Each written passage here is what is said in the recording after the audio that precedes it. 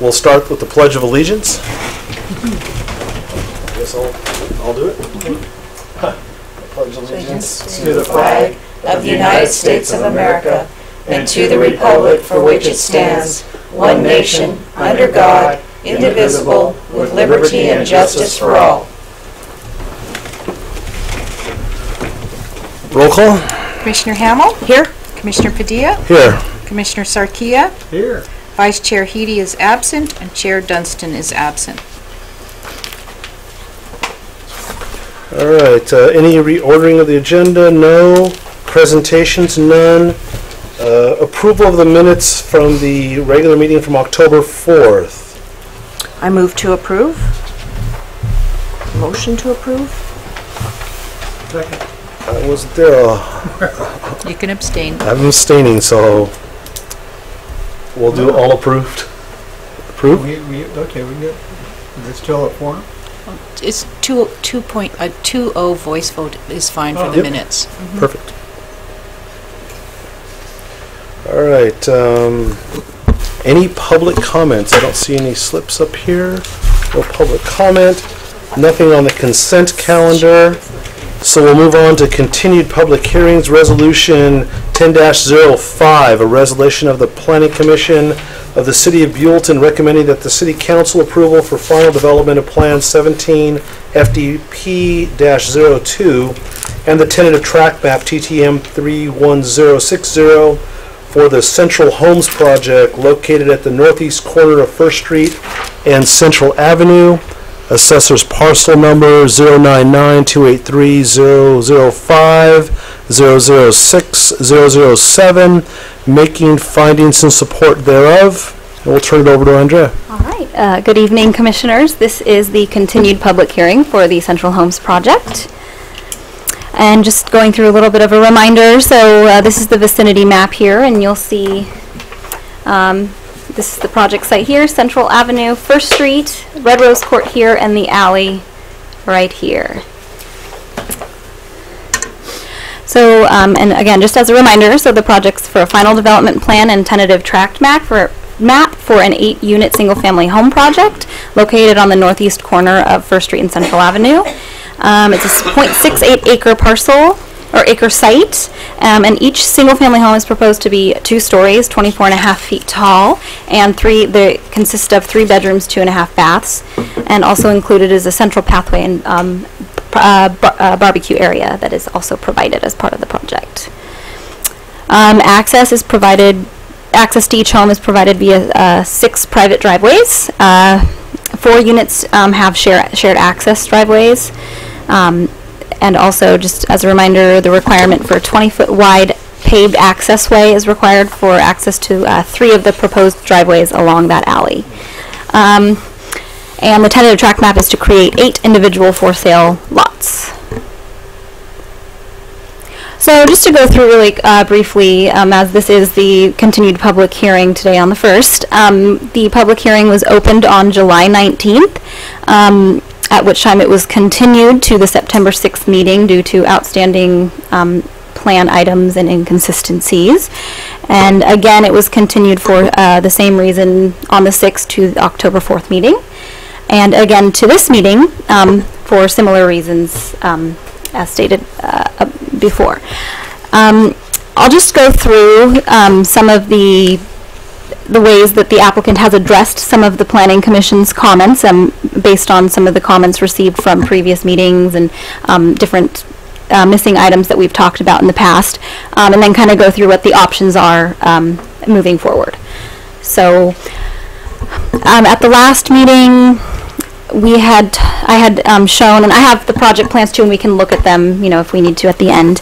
But basically, landscaping was shown in the area where the pavement was supposed to be, and they have since, the applicant has changed that and is showing pavement and no longer landscaping in that area on the site plan and the landscape plan. However, I noticed that the line doesn't end where the property line ends. It kind of just goes to sort of an undetermined location. It's a little unclear. And so basically, I was going to recommend that they, show that detail in that level of detail on the plans. They have updated the landscaping percentages based on my comment from last meeting. And the architectural sheets have been updated and generally appear to be consistent, amongst each other. I am having the contract architect take a look at the plans now, at this point for any final comments, any additional conditions, etc., just to make sure that there's nothing that stands out to them in terms of any missing items from the architectural or landscape plans. So since we will be continuing this meeting to the 15th, we will have their comments back by the next meeting. So the alleyway easement width is shown consistently now through all plan sets. It's showing a 2-foot easement proposed on along the east property line. And I have this on another separate slide, but the applicant has provided a cross-section on sheet C4 that shows a little bit more of the detail of how that alleyway pavement, easement, etc. will work. So in terms of the comments that I had at the last meeting on the architecture, color elevations have been clarified. They chose the second option, I believe, that I gave them, which was if you're not going to show every building separately, just at least clarify which buildings are which colors and which one is represented on the sheet. And they have done that. I think on Plan 1 there might have been one mislabel, and I believe I included the material that it was in the staff report. The proposed stone base is still not clear on the color board. I mean, they've listed it on the plan sheets, but the color board was, and the color board sitting there down below. And there is some clarification that's needed on the color board in terms of the stone base. Again, the plans were sent to the contract architect for final review and comment, and it is anticipated that any final comments or corrections could be included as conditions of approval, but we'll wait. I'm going to wait to see what I get back from the contract architect on that. So just to reiterate, the alley pavement and easement inconsistencies and inclarities that were provided at the last meeting. Again, the cross-section has been provided on sheet C4, and we'll go through that at the end. And the existing alley appears to be 17 feet wide. It's just a little hard to see that on the plans that have been provided, but it does appear, I did do the measurement, and it looks like at least the public right-of-way, not necessarily paved area, is 17 feet wide, and so that's why the applicant is proposing a 2-foot easement on their property, because they're able to pave 1 foot on the west side of the alley, on the east side of the alley, west side from the property, to make that 20 feet paved. So, and it appears that in some areas 16 feet is paved and others 17, so the applicant of course would be responsible for also paving whatever's currently unpaved in the public right-of-way. So again, the 2-foot easement is now consistently shown on all plan sheets. And I just included this slide as a couple of clarification items that still, there still is missing detail on the site plan. There's at least one reference to another jurisdiction still found in the plans. There's extra details listing unclear code references. I know that was one of, I believe, Chair Dunstan's comments from last meeting. And the stone base on the color board does need to be clarified. I think it's might even be mislabeled or confusingly labeled on the color board. And again, Plan 1 appears to have one mislabeled color on the color elevations. And just to reiterate, there are still, as has been a recurring comment, which there are still missing details on the site plan, which staff does think that they could be included as conditions of approval for the project. I think, at this point, we've gone back and forth multiple times with the applicant, and they have made significant improvements to the plans. They're not perfect, and there is some missing detail still missing, in the plans, but staff does believe that it is potentially a possibility that they could be included as conditions of approval when brought back to the November 15th meeting.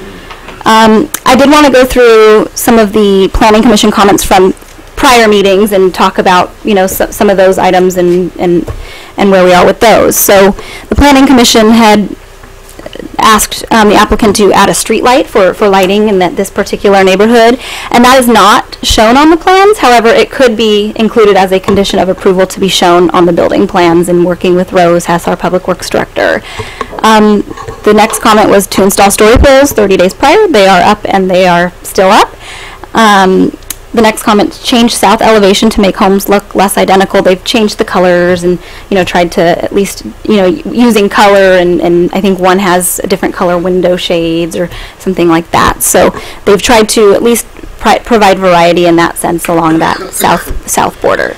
Add fencing to the north boundary wall. They have shown on the plans, and I have the details in the next couple slides.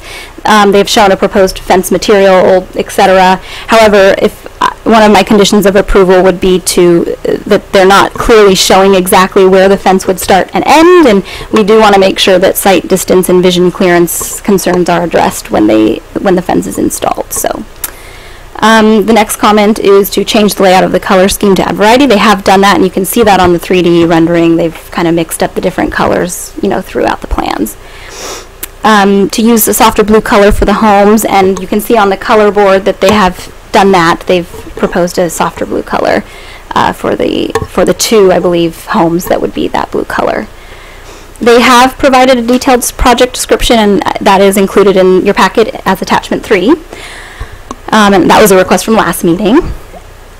The next comment, install fencing or alternate barrier around perimeter of barbecue and common area. That was a comment from last meeting, basically with the concern of noise and impacting those that own the homes or are living in the homes directly adjacent to it. And at this point, they have not shown any fencing on the plans or proposed any fencing on the plans. However, that could be included as a condition of approval for the project. The next comment was sort of a similar comment, more of a privacy concern, which was to provide separation between buildings 2 and 3 and between 6 and 7. Those are the homes in the middle of the development, because the patios face each other, and even in the form of a trellis or landscaping or some kind of a fence would be appropriate. But again, they aren't showing that detail on the plans at this stage. Could be included as a condition of approval. And again, this is a Class 32 categorical exemption in CEQA for infill development. And at this time, staff would recommend that the Planning Commission provide any additional comments and continue the public hearing to the November 15th meeting date, at which time staff will recommend that Planning Commission approve Resolution 1805, which is recommending approval of the project to City Council with detailed conditions attached. So the main thing here is, along with the recommendation for approval, I would bring back a resolution with detailed conditions of everything that would need to be shown on the plans and addressed prior to building permit issuance or zoning clearance, which is our land use permit through the planning department. And what I'm going to do with this alternative recommendation is I'm just going to flip to this next slide, because I would also like to present the different options that the Planning Commission does have if they choose not to go with staff's recommendation tonight and would like to go with another option. So here are really the 3 main options. So again, you could, as was listed in the staff report, you could direct staff to prepare a resolution for approval with conditions and bring this resolution with the conditions back to the November 15th Planning Commission meeting. 2, you could direct staff to prepare a resolution for denial that would require me to have findings, to include findings in that resolution and bring that back to the November 15th Planning Commission meeting. Or 3rd, you could table the item, take it off the agenda, and direct staff not to accept plans from the applicant unless all details as requested are provided in the plans.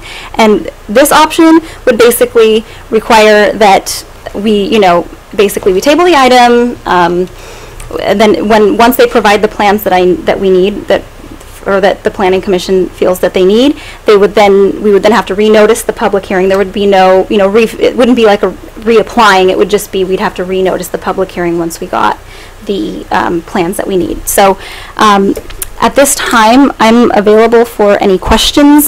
We can also flip through some of the different plan sheets if needed, if you guys have any clarification that's needed. But at this time, I'm available for questions. Or also if the applicant has anything they'd like to add. Any questions? I do not have any questions.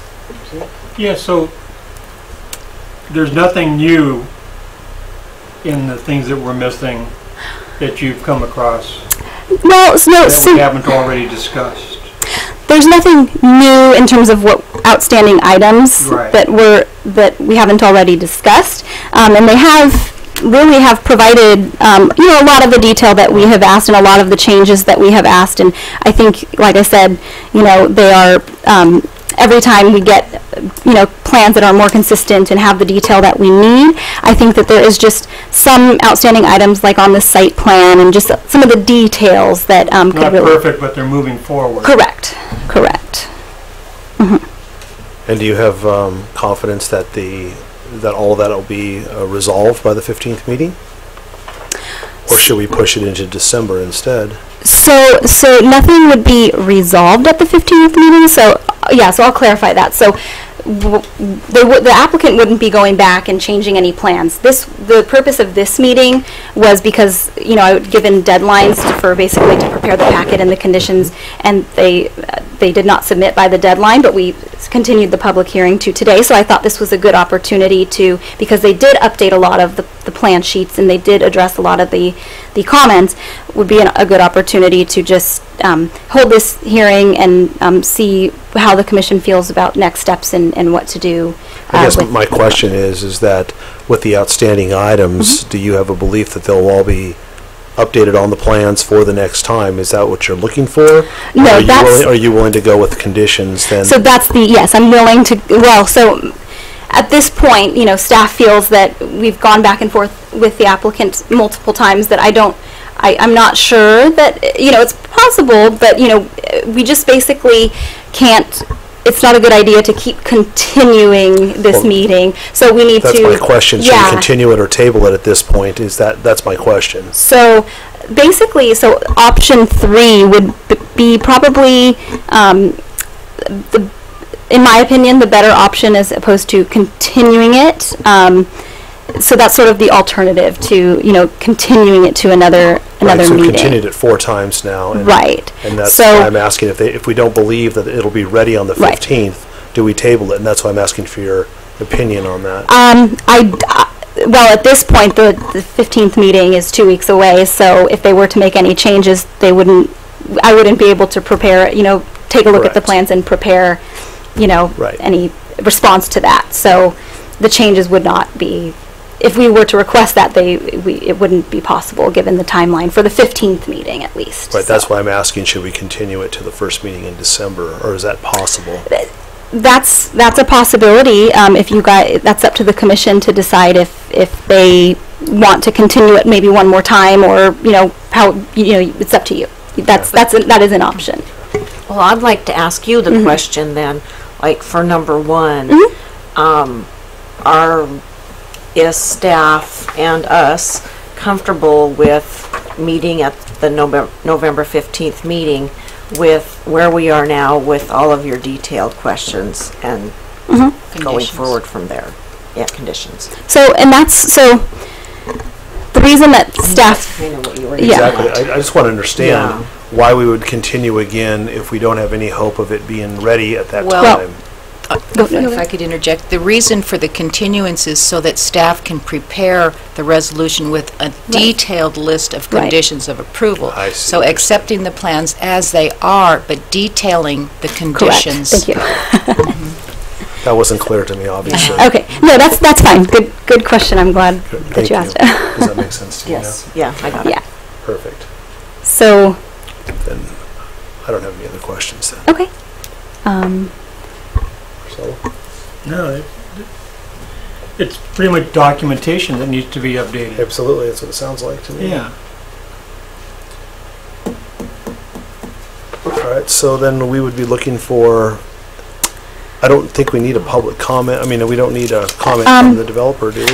No, unless they have anything to add We don't have any at speaker this point. slips. But No speaker slips. So then what would I need? A motion from someone saying Motion and a that second. to continue this to the November 15th meeting, where staff will have all their final conditions. Yes, detailed, well, correct? if that's the way the commission would like to go with it. I would make a motion for number 1, direct staff to prepare a resolution for approval with conditions and bring back to the November 15th meeting. I'll second. All right, so we have a motion and a second to move, continue this to the 15th meeting. All in favor, or do you have to roll call on I'll this? do a roll call. Go ahead. Commissioner Hamel, Aye. Commissioner Sarkia, Aye. Commissioner Padilla, Aye.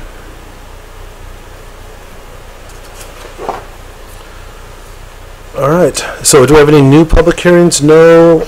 Other business? No. Written communications? No. Planning commissioner comments? I do not have any. I'm good. I'm good too. Actually, I have a question, a comment. Hi. What's going to happen with the koi pond over there on the corner? Are we doing anything about that? So, it's my understanding, so the property owner has come in and periodically does come in to talk with us. It's my understanding that he's dealing with some environmental concerns at this point, or not concerns, but just with, I believe it was a remediation kind of a concern, former gas station. But I haven't heard from him in a few months, but I believe that the idea is still to come here with a koi pond eventually. So, I can always touch base with him and Just get curious, some. 'cause it just- Yeah. I haven't heard from him in probably 6 months now. So I don't really have, firsthand knowledge at this point about what's exactly going on with that property. But I can follow up and get some information. Perfect. How about a planning director report? Okay, so 3 of the planning commissioner terms expire this year, and that's Joe Padilla, Marcelo Sarkia, and Brian Dunstan seats. So if you are interested in reapplying, the application and information is on the city's website, and the deadline to apply is November 30th. So, And is that the same kind of process, just out of curiosity, as we go through initially? Do you interview with city council? And correct, it's an appointment by city council. And the only other thing I really have is an update on the River Parkways grant that we had applied for, and I had mentioned that we would hear back by the end of October. Well, it sounds like there's a little bit of a delay in the grantors getting back to the applicant, so we're still in the running. We just haven't heard anything back at this point. So Great. that's all I have. Well, it's a short and sweet one. Great. So we'll adjourn this at 6:23. Thank you all.